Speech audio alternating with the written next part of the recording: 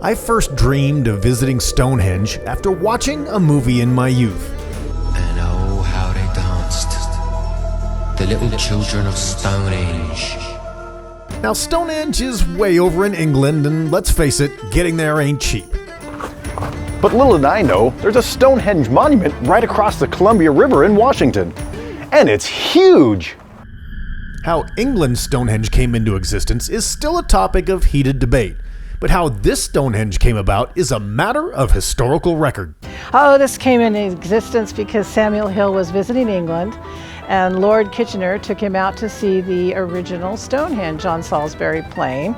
Sam Hill was a Harvard-educated, wealthy entrepreneur who lived around the turn of the 20th century and was known for being a man of vision. So Sam was already thinking, I think, about a memorial here on the Columbia River in Klickitat County to the young heroes who died in World War I, who came from the county. And so he started thinking it was sort of a fit image.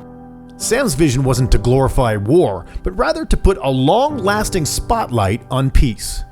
Sam was a Quaker. He believed strongly in peace and in peace projects. And so that's kind of how it came about. It's a steel reinforced cast concrete structure.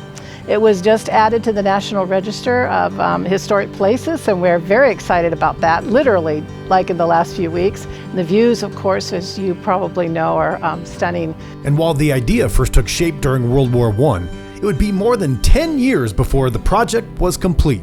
So the dedication of the altar stone was in 1918. Then it took a few more years to get things put together, so to speak, and the project was truly begun in 1928 and was finished by spring of 1929 when it was dedicated more formally. And while the original Stonehenge attracts nearly 1 million visitors each year, Sam's Stonehenge still manages to attract around 40,000 people, and oftentimes they aren't just packing cameras. People have played their instruments here. They've brought choirs here. They have. There was a scientist that came from England to do sound studies here because we have an intact Stonehenge.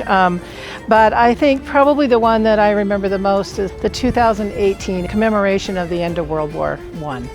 Because we had, I don't know, maybe 300 people in this circle, all of them commemorating the end of that war, the peace that resulted, and of course the Klickitat County heroes who died during it. And also, just like the original Stonehenge, I had to ask the question that everybody is wondering. Do you ever get any weirdos? Not too many, no. I mean, we probably have our share, but no, not too many. So if you're craving some history and have champagne tastes, but only a beer budget, you might consider a road trip across the Columbia. From 4,819 miles west of the actual Stonehenge, I'm meteorologist Scott Elness. Into the living rock of Stonehenge.